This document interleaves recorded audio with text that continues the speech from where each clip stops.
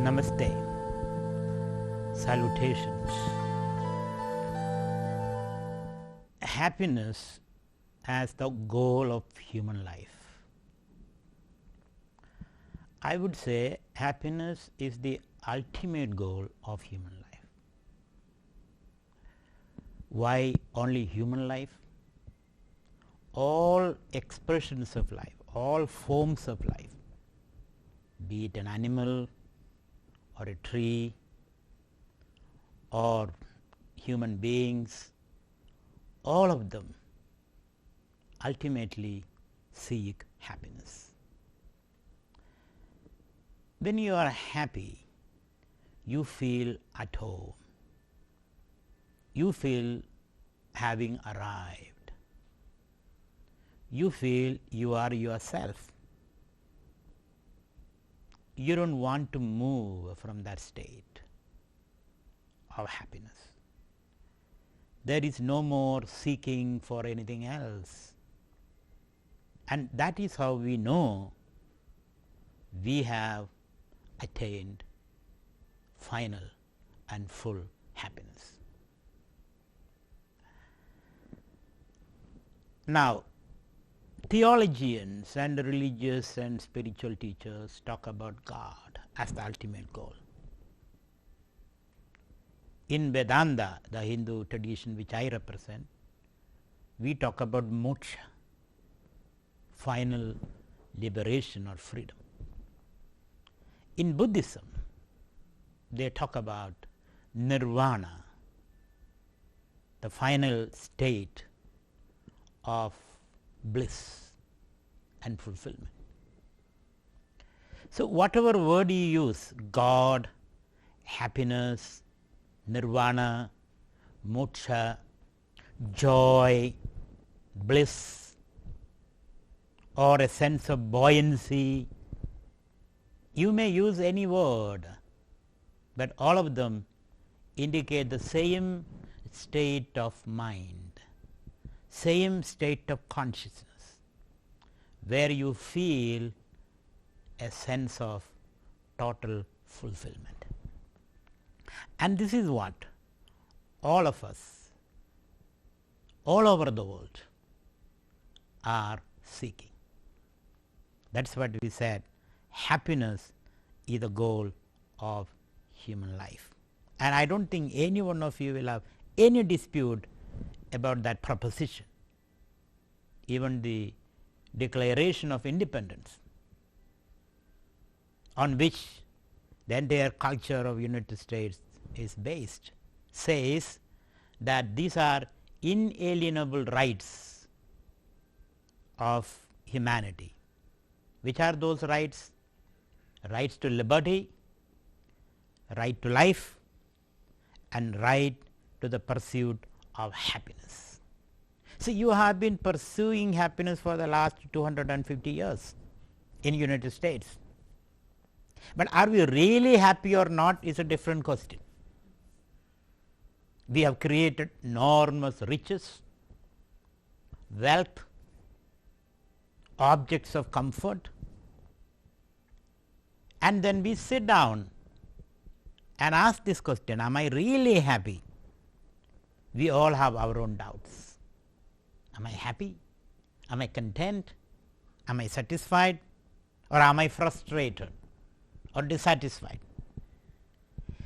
So, we find in spite of all the comforts that we have created and valuing in all those comforts, we find people are still unhappy.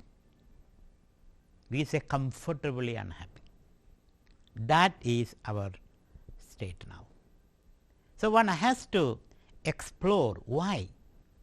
One has to ask this question, why are we unhappy? Why are we not able to harvest a happiness from the world of objects, from comforts? Why are we not able to do that?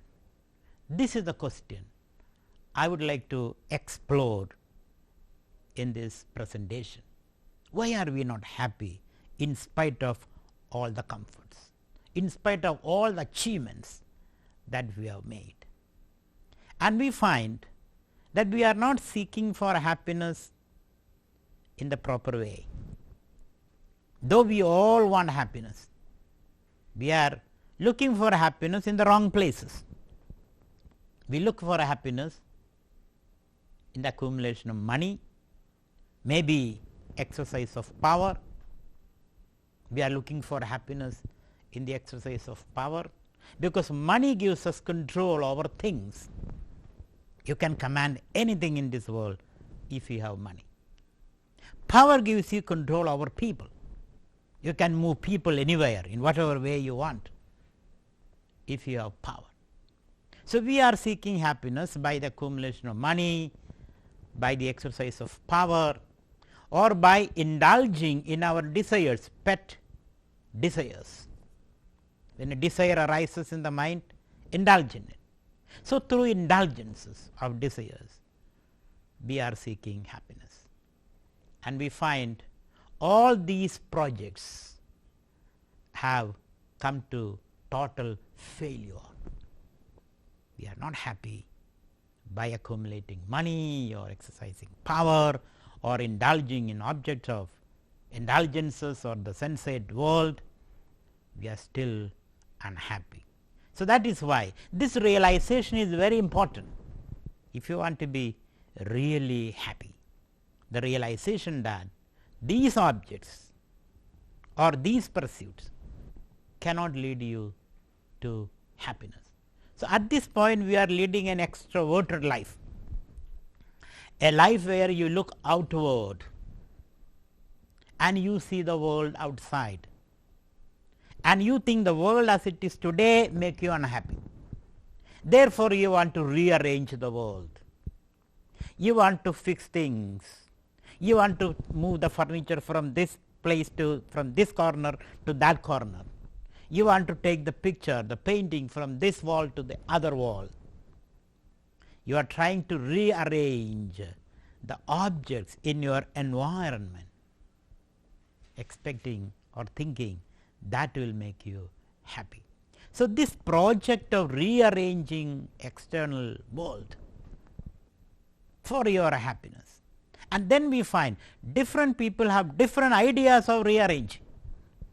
You may like to rearrange your drawing in a certain way, your wife may like to rearrange the drawing in a certain other way, your teenager children will like to rearrange the drawing room in a different way, and your spiritual guide or guru would like to rearrange the drawing room in a third way.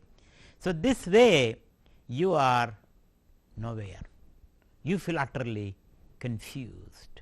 So, there is a conflicting ideas and opinions about rearranging the world, and from all this mess we realize their happiness is not in the rearrangement of the world. This discovery is very, very important. Without this discovery, you will never reach the true source of happiness. And when we discover this, that my happiness is not in the arrangement of the world outside, the question arises, what should I do next? The next alternative is to remain unhappy. What else can I do? I tried my level best, I left no stone unturned in my search for happiness. I did everything in the blue book, whatever the book says, do this, do that, I did everything. I even went and bought a house in Las Vegas. Even there I feel miserable and unhappy. I tried to change my name, I had to change my color of the clothing. Somebody said, wear this orange robe, you will be happy, and I bought orange robes, and still I am unhappy. I tried all methods available in the world, still we find, is it not our biography, our autobiography, our history? Why are we unhappy? And we find we cannot accept this conclusion that there is happiness is not possible, it is a chimera, you can never reach happiness. That kind of a conclusion, pessimistic conclusion, is not acceptable to us. We know something inside us says, no, your destiny is to reach that happiness. You are born to be a happy person. You are not born to lead an unhappy, miserable, limited life. Something in us says, some whispering comes to us that happiness is my destination and in my destiny. And therefore, there is this kind of a conflict in us. We are not getting happiness from outside, but we are not able to accept that situation. It is in that state you become reflective. What is called reflection? What is called silence of mind? Haven't you heard that expression? Be silent, be reflective, be contemplative, be meditating. So, meditation is a state of mind where you discover that there is no happiness in the arrangement of the world outside. Once we discover that deeply, not superficially, not because somebody said it, but from your own experience, you have gone all around, all over, and finally you come to this clear understanding that my happiness does not depend upon you or the other. The other person cannot make me happy, nor can he make me unhappy. Your spouse can hold your hand and say, looking into your eyes deeply, and say, darling, I love you. Even then you are unhappy. He is saying it after 40 years of marriage. There may be some agenda behind it. You are not happy in that statement. I recently heard a story that a couple, old couple, after 60 years of marriage, they are celebrating their anniversary, 60th anniversary. And this man, older man, is still calling his spouse. I heard him, this story from somebody, calling him sweetheart, honey, darling. So somebody went up to him and said, oh, you are so romantic.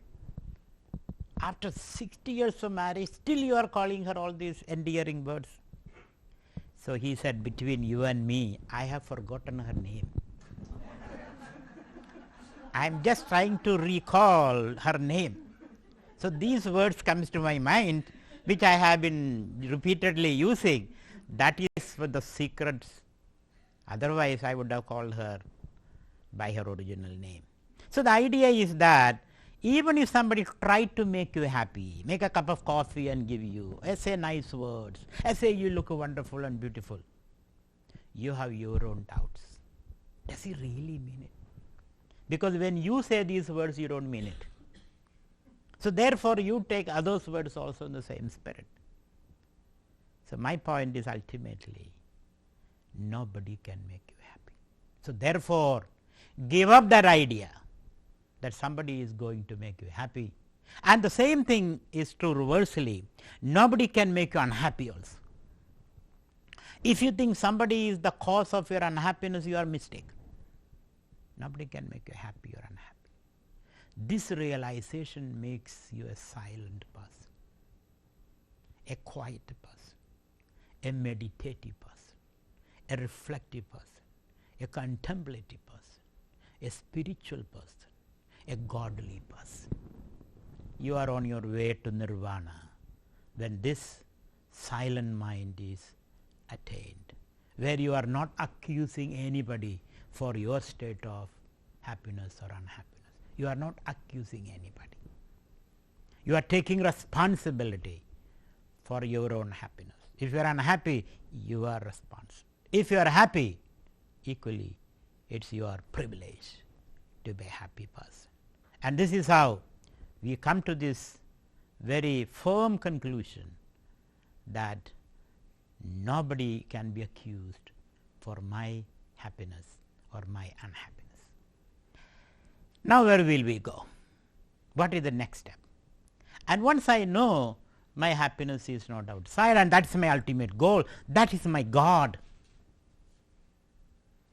The tradition that I represent says, when you discover, when you are a happy person, you are one with God. There is no other God other than the joy that you feel within yourself.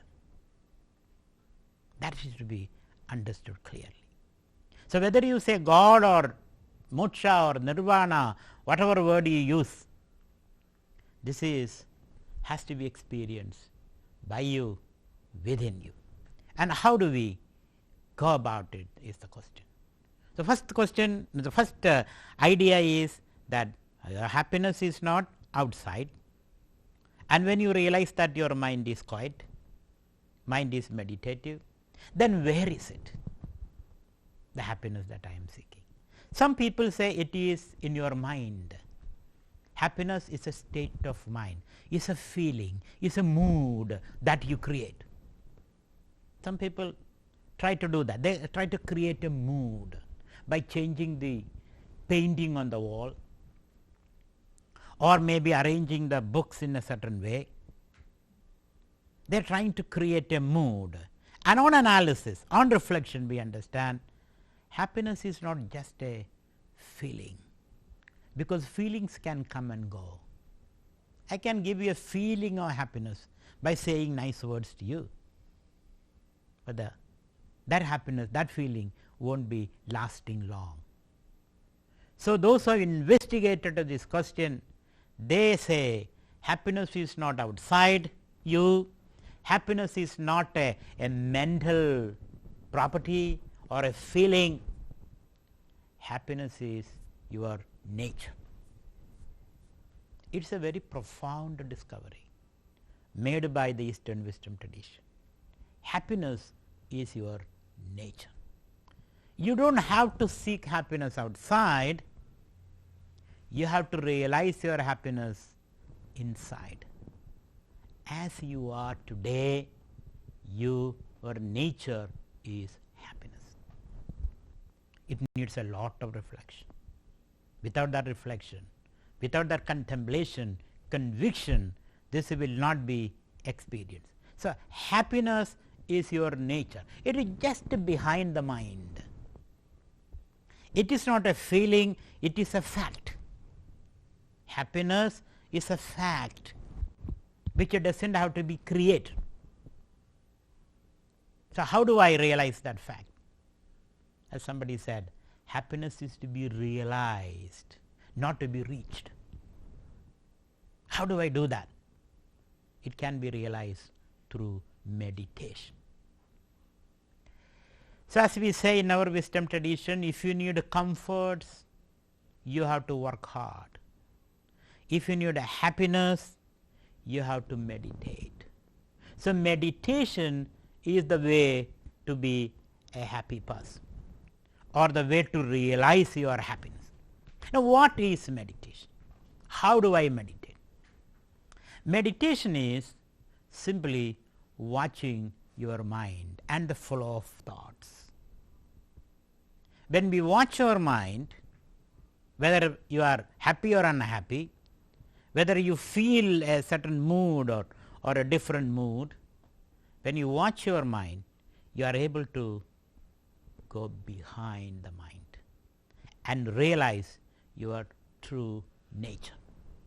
And hence, the formulation is, happiness is not an objective value, happiness is a subjective value. It is subjective. And if it is subjective, how do I realize it? Through contemplation and meditation. And what is meditation?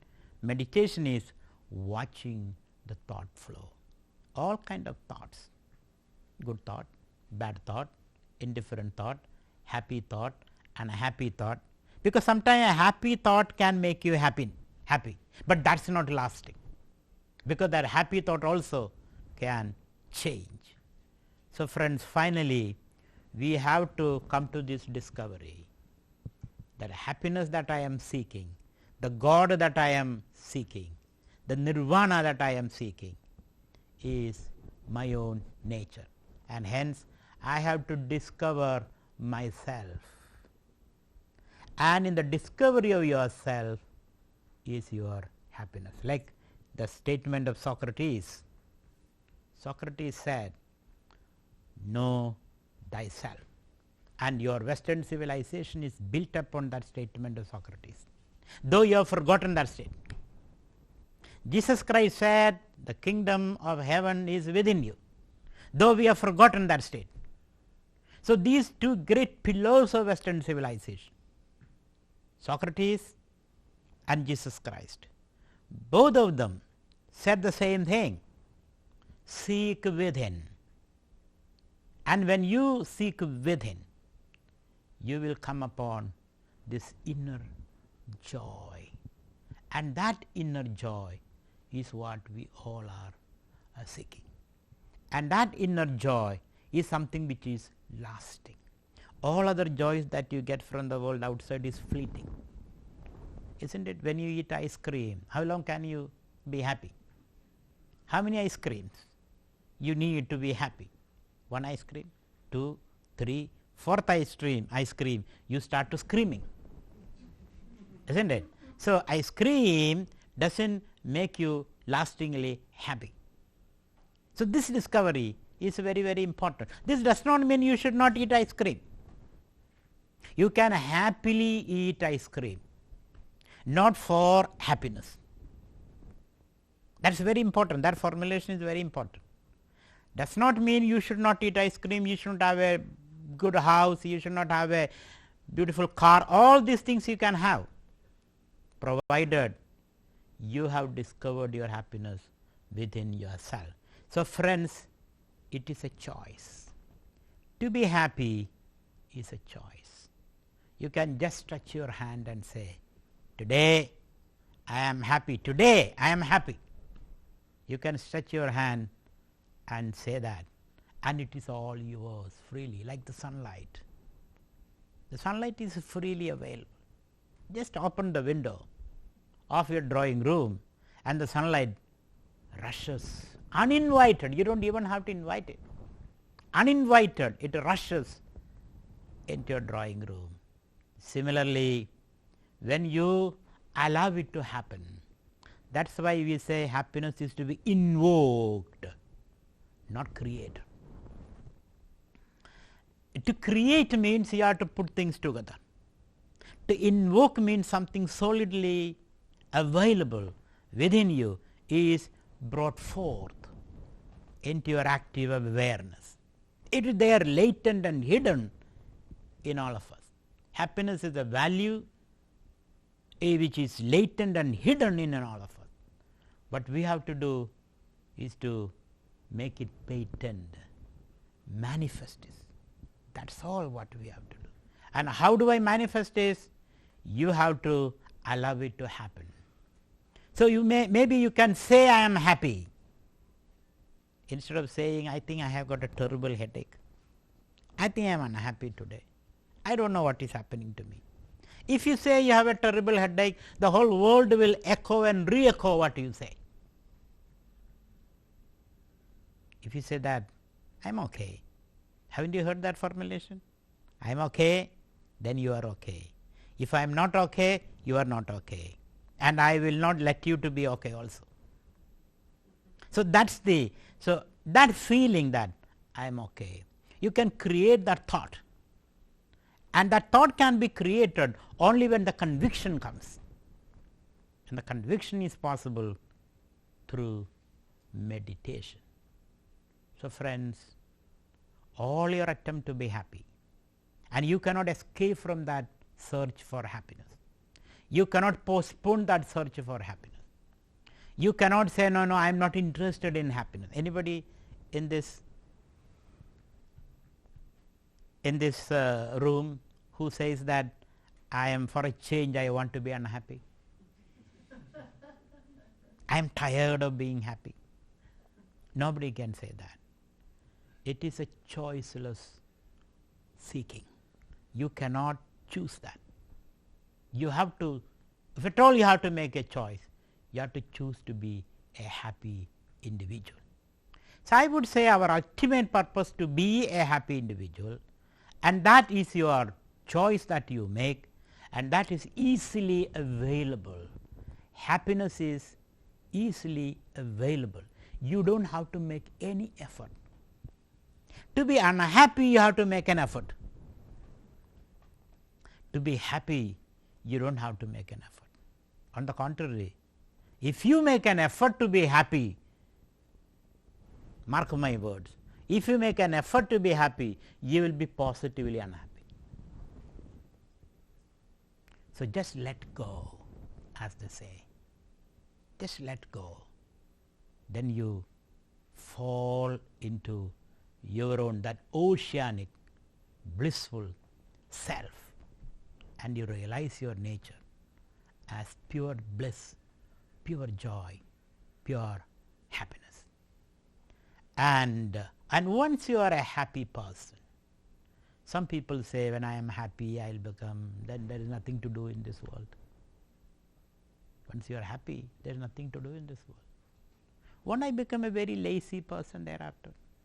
All the purpose of life is achieved. I am happy, now let me sleep off. I have no care or any responsibility in this world. In fact, experience says, when you are happy, you become an extremely creative person. When you are unhappy, you are a reactive person. You react to everything, and reaction is an uncontrolled response to situation. So, the experience says that when you are happy, when you discover your natural happiness, you feel so secure. You feel very secure. You are not afraid of anybody. Otherwise, you are afraid of everybody. He may take away my happiness. He may make me unhappy. But once you know that your happiness is your nature, nobody can take it away. Nobody can add anything to it, nor can anybody subtract from that. When you know that, there is a tremendous sense of security. There is this overflowing experience of bliss, and you become highly energetic person. So, meaning of happiness is being energetic. If you are not energetic, understand, you have not yet touched that level of bliss. You have not still meditated properly. You have not still dropped off the mind into the well springs of the spiritual bliss through meditation. So, those who have reached that level through meditation, they will come very active. Look at a Buddha or a Jesus Christ or a Mahatma Gandhi. These were the great people who experienced that inner bliss, who needed nothing to be happy. They wanted nothing. A Buddha, he wanted nothing. He was sleeping under the under the mango tree, on the under the blue sky. A Mahatma Gandhi just with a loin cloth, or a Jesus Christ on the cross. They were all specimens of true happiness. Their happiness was not affected by or conditioned by the external situation. I would like to repeat, Christ on the cross, nail piercing his frail body, blood dripping, and still he could say, "Oh God, forgive them." That is the source of happiness. When you can forgive the other, when you can ignore the insults that others heap upon you, when you can still see the divinity in the other, then you are a truly happy person. So, happiness does not make you a lazy person. It makes you a very energetic person. It makes you a very creative person. It makes you a spontaneously creative person. So, spontaneity is the nature of a happy person. You do things spontaneously. Nothing can stop you. You are moving fast, because there is no hesitation thereafter. Should I do this or should I do that? There is no hesitation. There is a free flow of energy from an enlightened person. So, I would say an enlightened person, we use that word enlightenment. An enlightened person is a creative person, is a happy person. So, the next question is that when I discover that happiness, will I be able to interact with the world? Again, experience says, then alone you can be really interacting with the world. Otherwise, if you are an unhappy person, you will be afraid of the world. You will try to run away from the world. So, a really happy person who has discovered his natural happiness through meditation and contemplation, he will be able to interact with the world much more efficiently and much more creatively. A happy person is like a child, not childish, but childlike. A child doesn't judge anybody. So, here a happy person doesn't judge anybody. He looks at everybody with the eyes of friendliness. He is comfortable with everybody. He is able to accommodate everybody. Happiness means accommodation. When you are unhappy, you have no room for anybody, isn't it? When you are unhappy, you don't want to talk to anybody. You don't want to interact with anybody. You snap at everybody. But when you are in a happy frame of mind, there is total accommodation. You invite everybody into your ambience, and you are happy to share your joy. When you discover that true happiness, there is a sharing mode of consciousness, a self-giving mode of interaction. When you are an unhappy person, it is a self-aggrandizing interaction. You want everything for yourself, but when you are in a happy frame of mind, you are ready to give, you are ready to share. So, friends, let us distinguish between happiness and simple pleasures. We always confuse between happiness and simple pleasure. Pleasure is something which you gain from indulgence, from indulging in your desires. I need a cup of coffee, that was Starbucks coffee, and when I sip that coffee, I feel a kind of sensation flowing through my body. Maybe a little bit of adrenaline is rush in the bloodstream, and you feel a kind of sensation. That sensation will not last long. This is called pleasure. That pleasure will finally affect your health and your well-being. Whereas happiness is totally different from the experience of pleasure. And an ordinary man's idea of happiness is nothing but pleasure. That is why even Immanuel Kant, he said that happiness is not the ultimate goal of humankind. The great German philosopher. Happiness is not. The ultimate goal of humankind is ethical objectives, he says. Ethics, goodness. It is not happiness. But you cannot separate goodness from happiness. A happy person alone can be a good person. An unhappy person is an evil person. My definition of a devil is an unhappy person. When you are unhappy, have you looked into the mirror? You can see invisible horns, canine teeth, and all kind of evil floating on in your eyes. And when you are happy, you look into the mirror. You are a totally different person, totally different. So, my definition of happiness, a devil is a person who is unhappy. God is a person who is happy. When you are happy, you are near to God. So, let us distinguish between these two concepts, pleasure and happiness. That does not mean we should not have pleasures, but we should seek a pleasure by solving this fundamental problem of unhappiness, the fundamental human problem, the cause of all evil in this world is we have no idea of what happiness is, where it is, how to reach it, and who is responsible for it. And when these problems are solved, the fundamental questions are answered, and when we abide in that happy self, thereafter all that you do will be spontaneously, naturally right. You will not be able to do anything wrong. Thereafter you don't have to even ask what is right and what is wrong.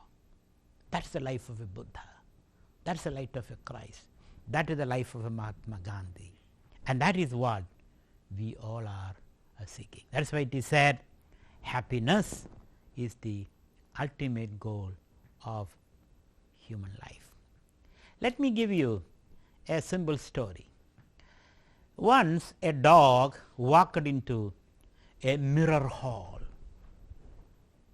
a hall with mirrors all over. There is mirror on the right side, left side, the front side, back, above on the roof, everywhere there is mirror. The dog walked into the mirror hall, and what does he see? He sees another dog. Can one dog tolerate another dog?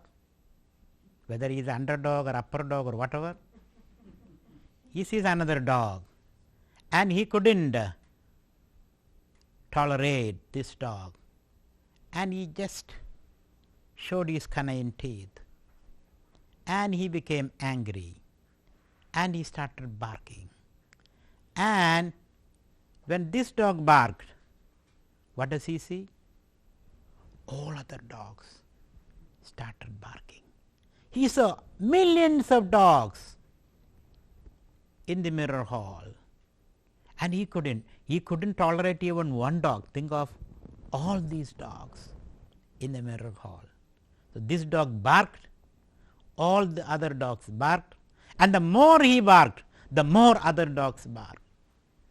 And the dog got so confused, so angry, he looked at everywhere, and it got so exhausted by barking continuously.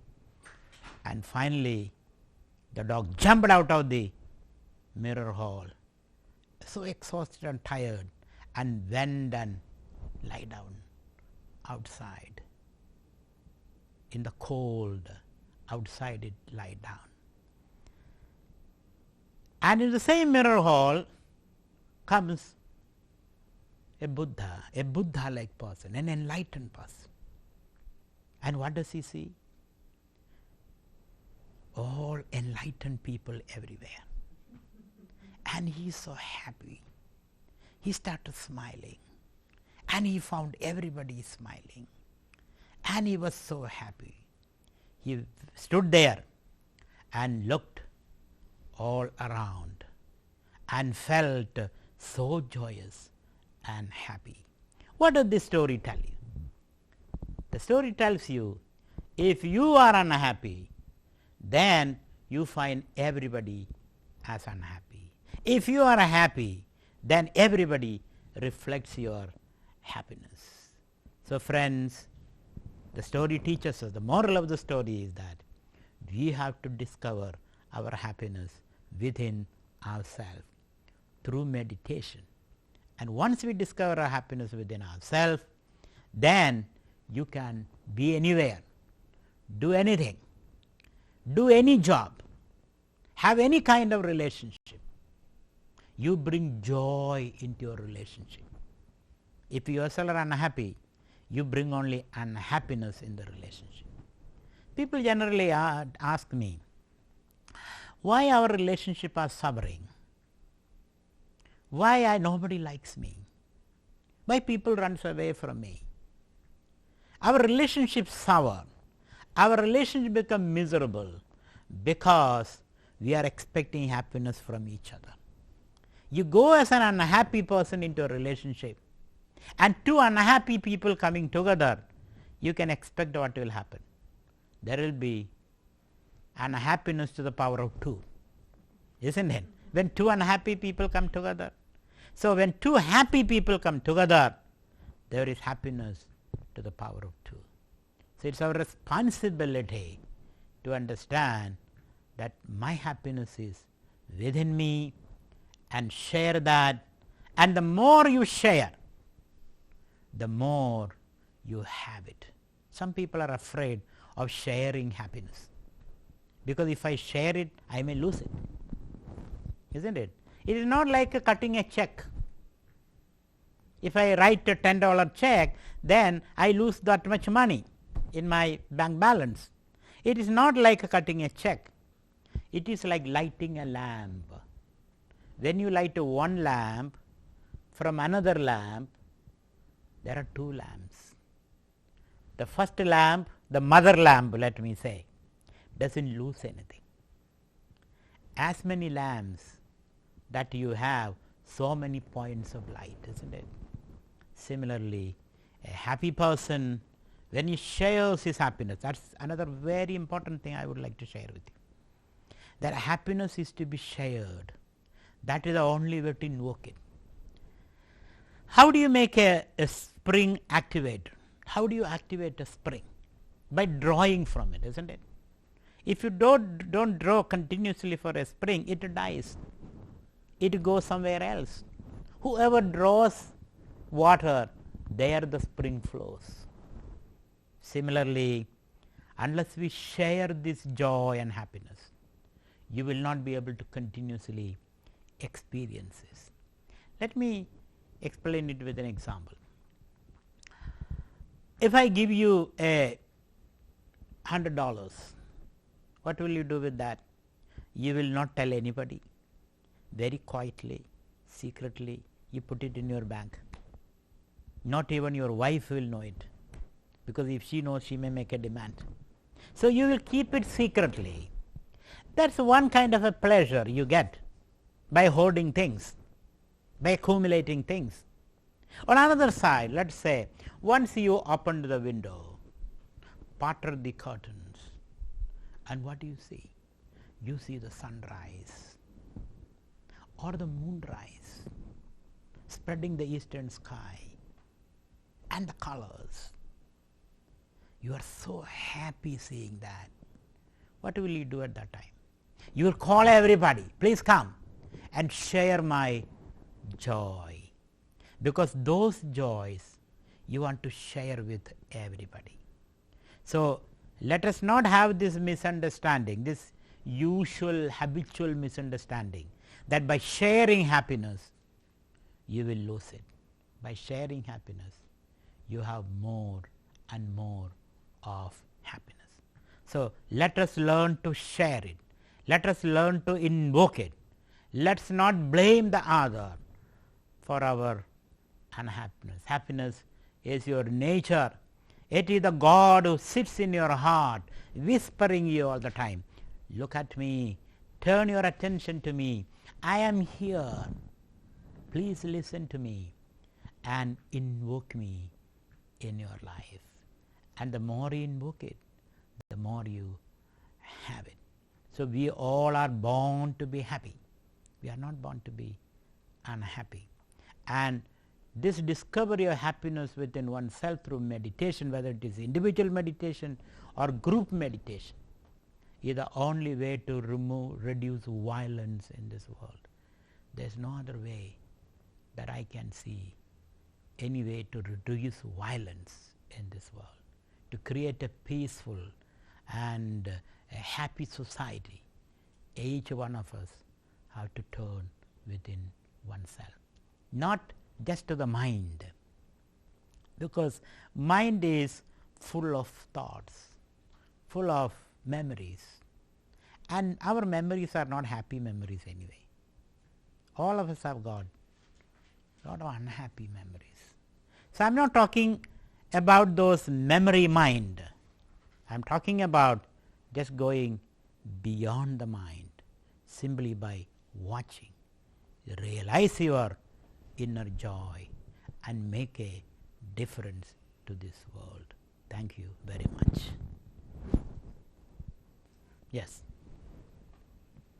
Yeah, please.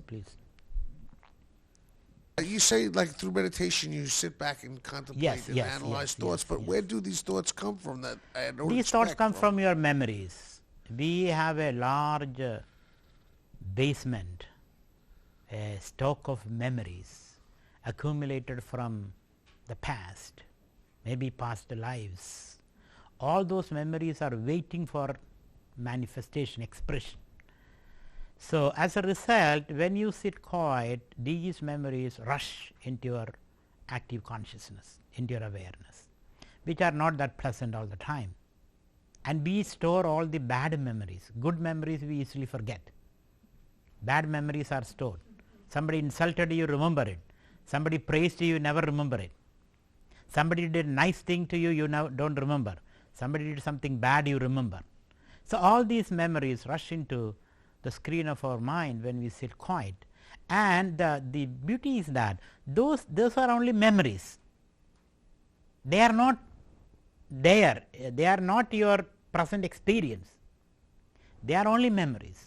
They are only like white clouds which does not shower, which does not precipitate.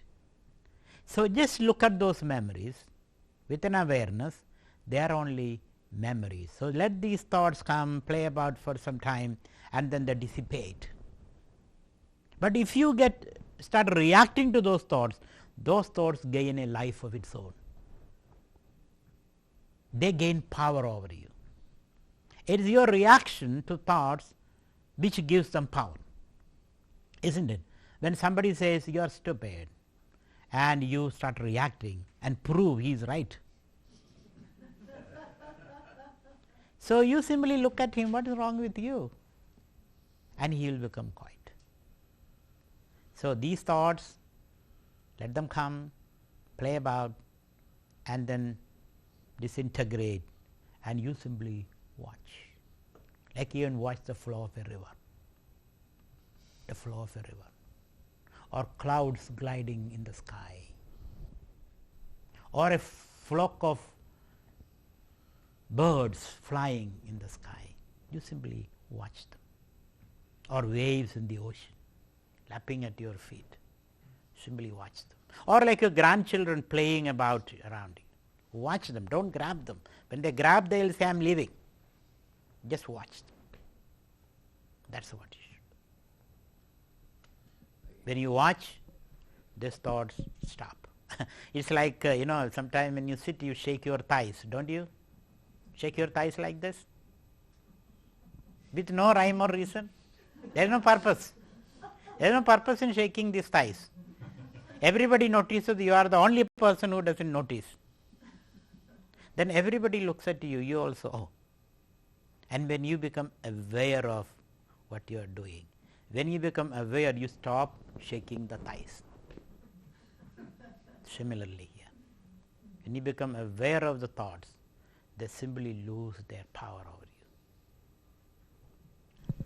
Yes, Swamiji, can you address how discovering this inner happiness can help us when we suffer physical pain or grief or these unpleasant truths that life sometimes. Yeah, these are the causes of unhappiness. What are the cause? Either physical illness, or death of a beloved or dear one, or loss of property, or name, prestige, respect in the society. So, these are the causes why we are unhappy. So, what we find, this is what I said, the external environment, including the body is an external environment. It is not your essential spiritual nature. Body is sometimes sick, sometime well, sometime okay. So, body also goes through all these modifications. So, we have come to the wrong conclusion that when these external modifications happen, it affects us. It does not affect you, it only affects your mind. they create ripples in the mind, like even you throw stones in a pool of water. Suppose you have a bad toothache and somebody and you go to deep sleep, maybe under anesthetic, go to deep sleep. Do you experience that toothache? No. That means the toothache is not intrinsic to your nature. It is only incidental to you. It is not intrinsic. If it is intrinsic, you will have the toothache all the time. Then you would have been happy with that, because it is your nature. So, if we can watch our mind where these things are registered, pain, suffering or unhappiness, etc., registered on the screen of the mind, you will be able to detach from that. And in that detachment, you will be able to accommodate suffering. Pain will be there. Life means suffering. There is no life without suffering, either physical suffering or mental suffering or intellectual suffering. That is the meaning of life. Because, but you are something more than that. More than life, you are pure consciousness. So, once we realize that, we will be able to accommodate suffering. Swamiji, what about the unhappiness of others? You apply the same principles? Yes. Just simply when you find watching? somebody is unhappy, there are two ways you can tackle it. One is, what is the cause of his unhappiness? Maybe he is sitting on a spike or something. Or he has not digested the food that he has eaten, or he has not fulfilled some of your core desires, and if possible try to address those issues. Try to remove the external causes of unhappiness, but you find the moment you remove those external causes, he find other causes to be unhappy. Because unhappiness is not outside, it is your state of mind. You are always looking for a cause outside, and that cause will always be there. So, therefore, try to remove all those external causes as much as you can, but afterwards when you get a time when he is little relaxed temporarily, before he become unhappy again, try to teach him your happiness is within you. You know, when you get that window of opportunity, try to teach him, this is your happiness is not outside, it is your nature. And you get such episodes, such situation, that windows of opportunity when you interact with a person. Those are the moments you have to put this idea into him. So, we have two tasks. One, try to alleviate their unhappiness by providing things necessary for them, and secondly, by the spiritual treatment, giving them understanding, so that he does not have to eat from your hand all the time. Teach him how to fish rather than giving him a fish. Teach him how to be happy by himself rather than depending upon you, because we have this tendency to make everybody depend upon us, by making them feel that you are the source of their happiness. That is a way of making others dependent. Make them free. And freedom means to be happy on your own. That is the definition of freedom, to be happy on your own. Even ill health, because body falls sick, it has to fall sick, it has to disintegrate. And one cause of death is illness. Even illness cannot make you an unhappy person. When you are happy, you can even heal your own illnesses. When you are happy, you can become immortal. Immortality is experience of timelessness. Whenever you move into the zone of timelessness in a state of happiness, you feel immortal. Immortality is not physical. But from that you can draw nourishment from the physical body and live as long as you want. How long, I don't want to say. Thank you very much.